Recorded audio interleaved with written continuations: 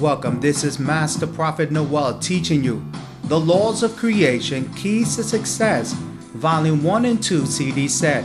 In this course, you will learn the hidden secrets to the wealth you desire lies in your ability to create. We will continue with today's teaching, The Laws of Creation, Keys to Success, Volume 1 and 2 CD set. We'll be right back with today's teaching.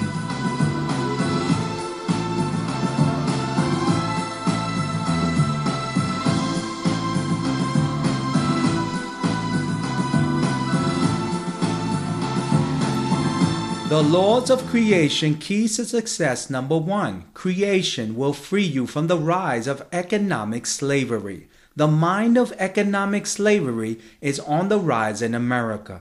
Now, millions of Americans are working in jobs for greedy business owners looking to enslave them. By giving them a low wage, no medical, dental, or retirement benefits, and forcing them to work long and hard hours, economic slavery is on the rise in America. Now, many historians say that slavery began in the 1600s, with majority of slaves being black held captive by white slave owners who used them as laborers and used many brainwashing techniques to control the masses. For many years, black slaves worked endless hours in plantations and cotton fields to increase the wealth of greedy white slave owners that used religion and mental manipulation to oppress the poor. Now, history teaches us that in 1863, President Abraham Lincoln signed a law called Emancipation Proclamation, which freed the slaves held in Confederate states. This law became the spark that started the movement worldwide to free black slaves from their white slave owners. I believe that freeing the black slaves was more of a business decision to the greedy white slave owners than a spiritual one, so many people believe. Let me explain.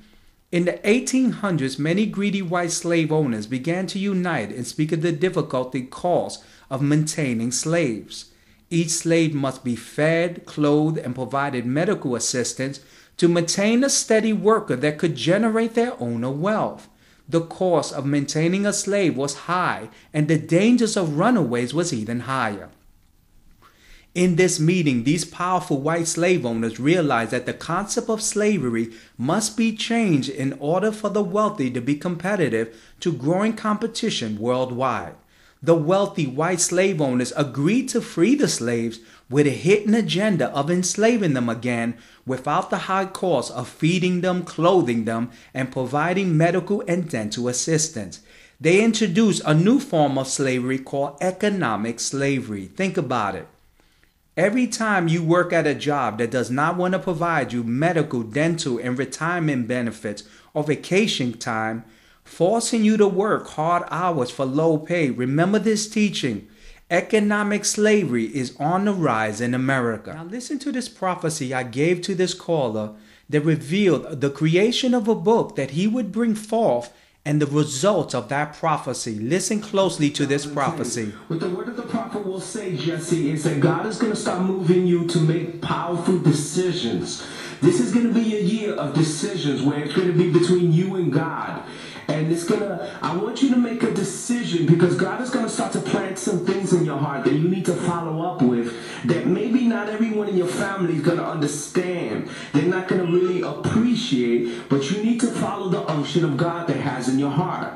Some of the things that God is telling me that is going to deal with you, Jesse, is that I want you to contemplate that for 2010, you and your wife visiting the homeless shelters. And God wants you to contemplate visiting the homeless shelter, giving some sandwiches, giving some foods, because this will be a great way for you to continue with your movement with ministry, and also give you opportunities to meet people when as you start your ministry. So I want you to contemplate, because the opportunities are going to start to appear in your life when you can give some food, and you just go to your local shelter, give some food, tell them about God and things like that. Also, I want you to also keep in mind, you're going to make an important decision about what you're going to do for 2010. Now, let me just tell you some things that you're contemplating that God is going to start to put in your heart. Be very careful Because you're going to make a decision that has to do with moving to a closer ministry. And it's going to be something that you're going to be contemplating because there's a ministry there you got your eyes on. Do you understand what the prophet is saying? And it's going to be something that you're going to contemplate because you want to enjoy that ministry. You want to be a part of that ministry. But what I want you to keep in mind, there's nothing wrong with you enjoying the ministry and being blessed. But I want you to keep in mind, Jesse, that you have to start your own ministry because you have to be very careful that a lot of ministers, they'll try to put you under their ministry and they'll siphon your growth. They'll siphon what God has called you to do. So have you and your wife been talking about maybe moving and getting closer to a recognized ministry that that you guys got your eyes on? Yes, we've been contemplating moving, and we were saying, we were going to fellowship, but we talked about that too. We would fellowship with other churches, but I remember what you said a while back, and we talked about, not getting too caught up. Yes. With other ministry because of that same thing. Yeah, because what happens, Jesse, this is what happens.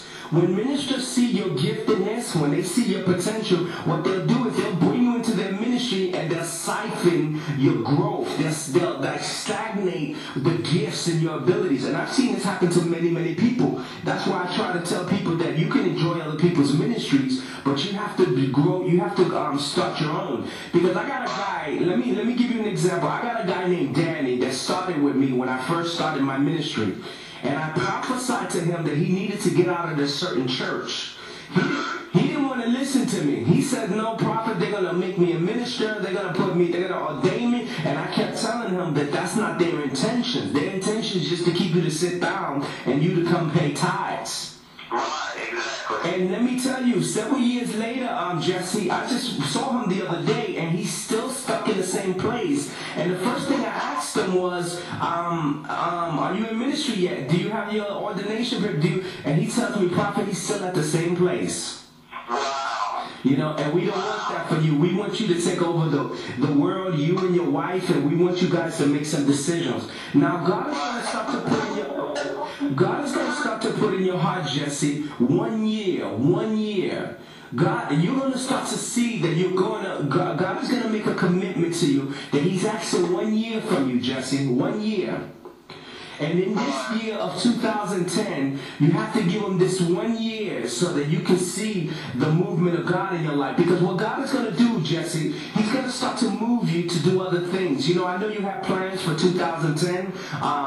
You were thinking about law school, but God keeps saying 1 year. Give him 1 year. Because in this 1 year, Jesse, he's going to move you in so many directions, and it's going to show you that your dependency is not on money or physical opportunities. Your dependency is going to be on God. He's going to move you in this 1 year in 2010. You're going to go with your wife. You're going forward. You're going to continue to work, and then God is going to start to cause new events that are going to start to appear in your life, and it's all going to be in the promise of 1 year. Wow. And Jesse, I want you to also keep in mind, I want you to continue to look for your angels.